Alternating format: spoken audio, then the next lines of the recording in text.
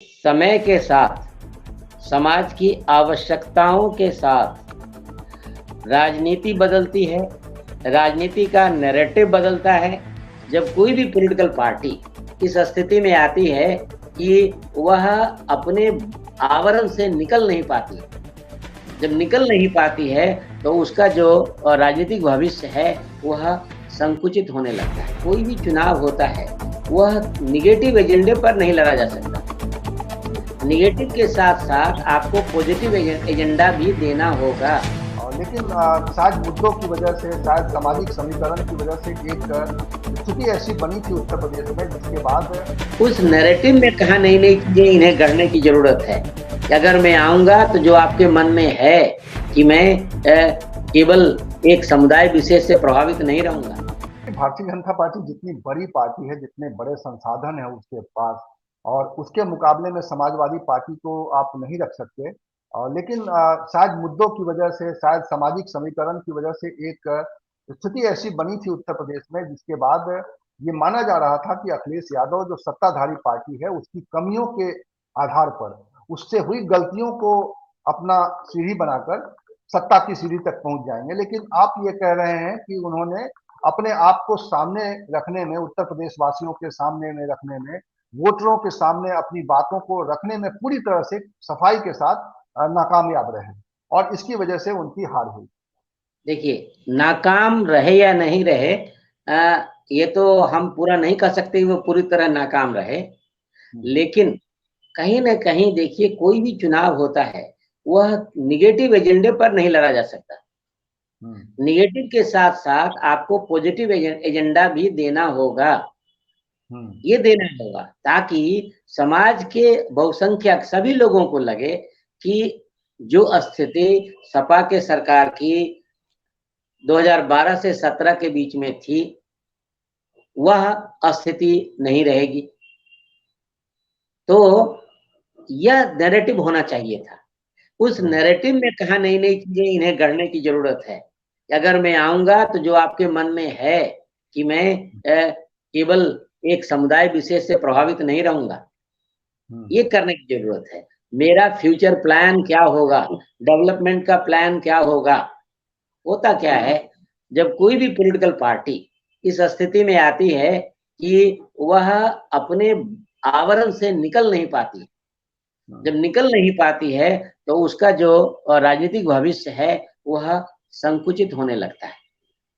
तो अखिलेश ने उसे तो तोड़ने की, तिलिस्म को तोड़ने की कोशिश की, लेकिन उन्हें जो विकास के बारे में, जनरल जो मुस्लिम समुदाय के बारे में भी जो एजेंडा पेश करना चाहिए था, वह एजेंडा पेश नहीं किया।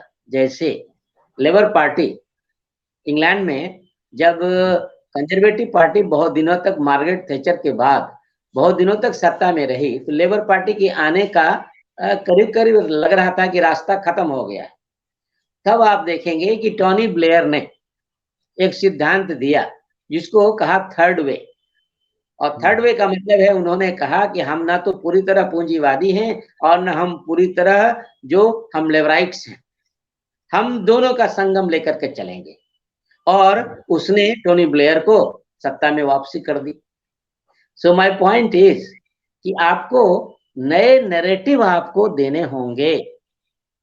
कैसे समस्या के समाधान के साथ-साथ आपको विकास के, भविष्य के आपको नए नैरेटिव दिखाने होंगे।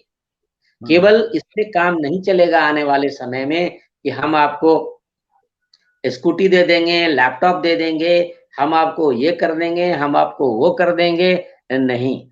अब जनता सभी जानती है, ये तो चुनाव के समय के वादे हैं। समझ रहे हैं ना?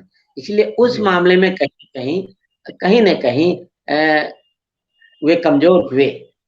और सबसे बड़ी बात है कि हमेशा जो मैं कहता हूँ कि वातावरण आपके पक्ष में है,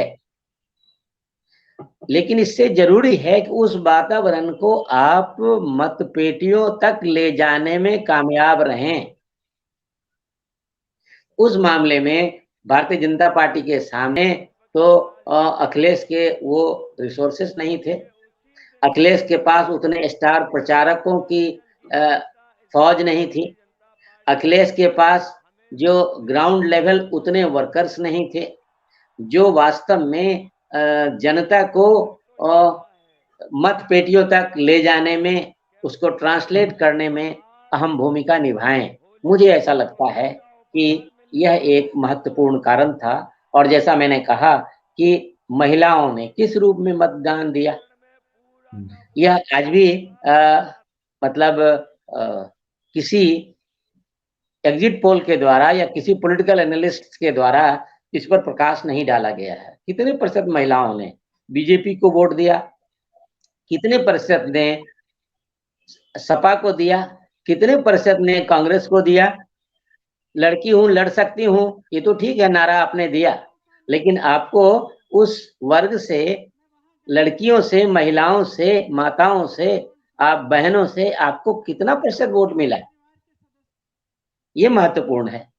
आप उनको बूथ तक नहीं पहुंचा पाया, उनको आप फाइनली अपने मत पेटियों तक उनको उसको प्रमोट नहीं कर पाए, उनको इस मतलब अपने प्रभाव में नहीं ले पाए कि वो वोट बूथ पर जाके और आपके पक्ष में मतदान करें। वो भी एक मैकेनिज्म है जो कहीं ना कहीं पार्टी की कमजोरी है। मैं जरा बसपा के बारे में अब आगे थोड़ा बात करूंगा। इस कार्यक्रम को तो बड़ा भी किया जा सकता था, लेकिन मैं चाहता हूं कि बसपा को लेकर, क्योंकि उत्तर प्रदेश में हम ये मानकर अभी तक चलते रहे हैं कि अगर कांग्रेस के डाउनफॉल के बाद तीन मुख्य बड़ी राजनीतिक ध्रुव थे, भारतीय जनता पार्टी, समाजवादी पार्टी और बसपा, और इन तीनों दलों के बीच में पिछले 15-20 सालों में सत्ता की हिस्सेदारी होती रही है। लेकिन इस बार के चुनाव में घना दो ध्रुवीय चुनाव होने की वजह से बसपा का एकदम से बंटाधार हो गया, उसको कह सकते हैं इस लैंग्वेज में, और एक सीट मिली है। इसको कैसे देखा जाए, बसपा का अब क्या भविष्य आप देखते हैं? देखिए, बसपा के जो कोर सपोर्टर्स हैं वे कहाँ हैं, महत्वपूर्ण सवाल है। 1990 के दशक में अगर हम देखें, 1993 के बाद के दशक में अगर हम देखें, तो जो बसपा के सपोर्टर्स थे उनको मायावती उनका वोट जिधर चाहती थी ट्रांसफर कर देती थी। बीजेपी के आने से इसमें एक महत्वपूर्ण परिवर्तन हुआ है। और महत्वपूर्ण परिवर्तन क्या हुआ है? महत्वपूर्ण परिवर्तन यह हुआ है कि बीजेपी ने न केवल बाबा साहब अम्बेडकर को अपने पैथियोन में उनको शामिल किया, पैथियोन से मेरा मतलब है कि उनको एक सम्मानजनक स्थिति उन्होंने दी है, बल्कि उन्होंने उसके साथ साथ जो दलित समुदाय का वोट है उसे भी साधने की उन्होंने कोशिश की है। और इस संदर्भ में अगर हम देखें तो कहीं न कहीं मायावती की चीफ मिनिस्टर रहते हुए उसके बाद उनकी जो जीवन शैली है और जिस तरह से उनका कनेक्शन जो अपने दलित वर्ग के मतदाताओं से धीरे-धीरे टूट रहा है, उनके बारे में जो खबरें आती रहीं कि लोग कहते हैं कि यह दलित की बेटी नहीं दौलत की बेटी है। तो इस तरह के जो नैरेटिव्स आते रहे, उसने कहीं न कहीं उनको अपने दलित मतदाताओं से उन्हें दूर कर दिया। और दलित मतदाताओं को लगा कि अगर बीजेपी हमारे लिए काम कर सकती है, दूसरे हमारे लिए काम कर सकते हैं, तो हम उनके पास जाएँगे। क्योंकि मतदाता तो कोई स्टैटिक होता नहीं है। वह तो एक तरह से हम कह सकते हैं कि जिधर उसको लगता है कि उसकी संभावनाएं ज्यादा अच्छी हैं, उधर वह जाता है। जिधर उसके लगता है कि उसके हितों को अच्छी तरह से देखा जा सकेगा, उधर वे जाना चाहते हैं, उधर वे जाते हैं। इसी क्रम में अगर हम देखें तो पहले दलित वोट कांग्रेस के साथ थी, बाद में हम देखें जनता दल की लहर में जनता पार्टी के साथ आई 1977 में, और बाद में देख रहे हैं कि काशीराम की पार्टी जो बहुजन समाज पार्टी थी उसमें आई। अब हम देख रहे हैं कि उसमें से बहुत सारे लोग बीजेपी के साथ जा रहे हैं। तो ये तो समय के साथ बदलता रहता है, क्योंकि फिर वही बात आती है, क्या लोगों को, जिस समुदाय को हम रिप्रेजेंट करते हैं, कोई भी नेता रिप्रेजेंट करता है, क्या वह उस समुदाय के हितों को साध रहा है या अपने हितों को साध रहा है? यह महत्वपूर्ण है। हालांकि दलितों की संख्या अधिक है, अगर उत्तर प्रदेश में अधिक है, पंजाब में अधिक है, तो सभी दलित और बाबा साहेब की बात करेंगे, उनको अपनाने की कोशिश करेंगे, उनको कोऑप्ट करने की कोशिश करेंगे। आप अभी देखिए पंजाब में आपकी सरकार बनने जा रही है, उनमें भी वहां भी बाबा साहेब हैं, तो आखिर बाबा साहब कहाँ कहाँ हैं? इसका मतलब है कि बाबा साहब महत्वपूर्ण नहीं है। बाबा साहब के नाम पर जो दलित वोट में ज्यादा से ज्यादा पकड़ बनाने की स्ट्रैटेजी है वह महत्वपूर्ण है। तो जो इस स्ट्रैटेजी में सफल होगा, दलित उधर जाएंगे, दलित जिधर जाएंगे उनका वोट मिलेगा, उसको उस पार्टी को फायदा होगा। और एक और जनरल एनालिसिस ये रहा कि भारतीय जनता पार्टी के प्रति उनका सॉफ्ट कॉर्नर दिखाना भी उनको नुकसान कर गया, क्योंकि इससे जो उनका मुस्लिम वोट, दलितों के अलावा मायावती की ये ताकत मानी जा रही थी कि मुस्लिमों को भी उन्होंने साथ लिया था, और इसकी वजह से उन्होंने पूर्ण बहुमत की सरकार बनाई थी 2007 में। ब्राह्मणों का भी साथ मिला था। तो आपको लगता है कि जो उनका भाजपा के प्रति जो नरम रुख था, ये भी उनको नुकसान कर रहा है, और ये अब आगे भविष्य क्या देखते हैं उनकी पार्टी का? नुकसान निश्चित रूप से किया है, कम से कम इस इलेक्शन में तो उनको नुकसान किया ही है, क्योंकि ऐसा प्रचारित भी किया गया और लोगों ने देखा भी कि शायद वे बीजेपी के प्रति ज्यादा सॉफ्ट उनका कॉर्नर है। किस कारण से है इस पर यहाँ चर्चा करना उचित नहीं होगा, लेकिन इस रूप में उनको देखा गया जिस कारण से उनके मतदाताओं ने भी उनका साथ नहीं दिया। अब सवाल उठता है कि आने वाले समय में उत्तर प्रदेश में क्या समीकरण होंगे। ये तो निश्चित है कि दलित मतदाता महत्वपूर्ण हैं उत्तर प्रदेश में, उनकी संख्या भी 20% के आसपास है, वो महत्वपूर्ण है, लेकिन वो किधर जाएंगे यह इस बात पर डिपेंड करेगा कि आने वाले समय में जो योगी सरकार है वह योगी सरकार किस प्रकार की नीतियां अपनाती हैं, उन्हें साधने के लिए उन्हें क्या क्या सुविधाएं देती है। आखिर मायावती पर की पकड़ क्यों हुई? मायावती की पकड़ उन मतदाताओं पर इसलिए हुई कि उन्हें लगा कि मायावती के रूप में उन्हें एक सशक्त सपोर्टर मिला है, जो जो हम कह सकते हैं कि अगड़ी जातियों के या अन्य लोगों के का जो उत्पीड़न के द्वारा उनके द्वारा हो रहा था दलित मतदाताओं का गांव में, छोटे छोटे कस्बों में, उसके सामने एक हम कह सकते हैं एक रक्षा कवच के रूप में वह खड़ी थी। इसी के लिए उन्होंने किया। प्लस उन्होंने विकास का काम किया, उन्होंने उनके लिए घर बनवाए, पक्के रोड बनवाए और एक प्रकार से वैचारिकी पैदा की अंबेडकर की मूर्ति लगा करके। तो आने वाले समय में योगी सरकार क्या करती है उनको साधने के लिए ये देखना महत्वपूर्ण होगा, और वह डिसाइड करेगा कि यह वर्ग किधर जाएगा। एक आखिरी सवाल आपसे ये है कि क्या आपको लगता है कि जो बदल रही है राजनीति, जो बदल रही है, इसने समाज को भी बदल दिया है, समाज की सोच को भी बदल दिया है, और इसकी वजह से भी अब राजनीतिक शैली को बदलने की जरूरत है? निश्चित रूप से देखिए, समय के साथ समाज की आवश्यकताओं के साथ राजनीति बदलती है, राजनीति का नैरेटिव बदलता है। आप ये देखिए 1950 में जो नैरेटिव थी वह आज नहीं है। जब हम 1950, 60, 70 के समय में हम एक जिस नैरेटिव की बात करते थे वह आज नहीं है। तो निश्चित रूप से यह बदले है, यह बदलेगा।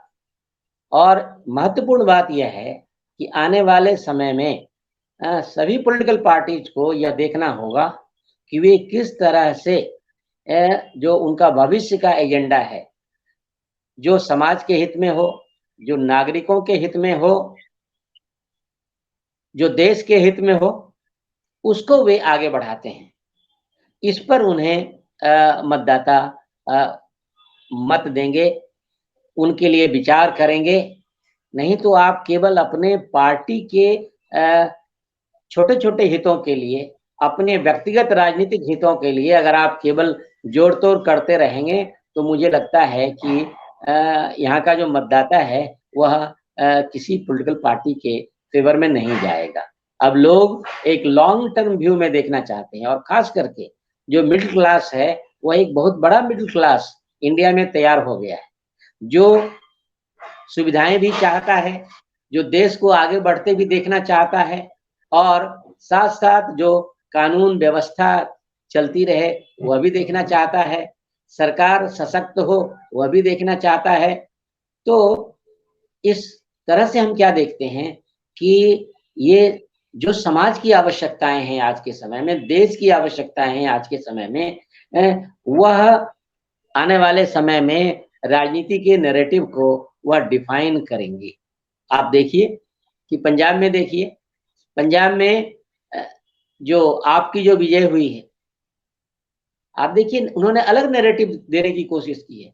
उन्होंने कहा कि जो है कम्युनल लाइन से बिल्कुल अलग हट करके हम नागरिकों को एक सरकार के रूप में क्या सुविधा दे सकते हैं, हम एक भ्रष्टाचार विहीन सरकार प्रदान करें, जो ज्यादा से ज्यादा नागरिकों की जरूरतों के बारे में सोचे, उन्हें लागू करने की कोशिश करे, उनकी सुविधाओं में वृद्धि करे, हम सरकारी तंत्र को अच्छा करने की कोशिश करें। कहा जाता है कि दिल्ली में जो प्राइवेट अब ये सरकारी जो स्कूल्स हैं उनकी स्थिति बहुत अच्छी हो गई है। तो आने वाला समय क्या बता रहा है कि आपको एक नया नैरेटिव रखना होगा, तभी आप स्पेस बना पाएंगे। क्या कारण है कि पुरानी पार्टियों के होते हुए भी आप स्थान बना रही है? कुछ तो कारण होगा। जनता क्यों उसको पसंद कर रही है? जनता क्यों पसंद कर रही है? कहीं ना कहीं जो मॉडल ऑफ गवर्नेंस उन्होंने दिया है, उस मॉडल की ही तो लोग उसी को पसंद कर रहे हैं, कम से कम विश्वास कर रहे हैं। और नेताओं के ऊपर जनता विश्वास करे, किसी भी पॉलिटिकल पार्टी की विजय के लिए सबसे पहली आवश्यक शर्त होती है। मोदी जी और भारतीय जनता पार्टी को क्यों मिली सफलता? क्योंकि मोदी जी के नेतृत्व में लोगों ने विश्वास व्यक्त किया, योगी जी के नेतृत्व में लोगों ने विश्वास व्यक्त किया, आपके में अरविंद केजरीवाल के नेतृत्व में लोग विश्वास व्यक्त कर रहे हैं। उन्हें कॉन्फिडेंस है कि यह आदमी ठीक करेगा, unless and until he is proved wrong.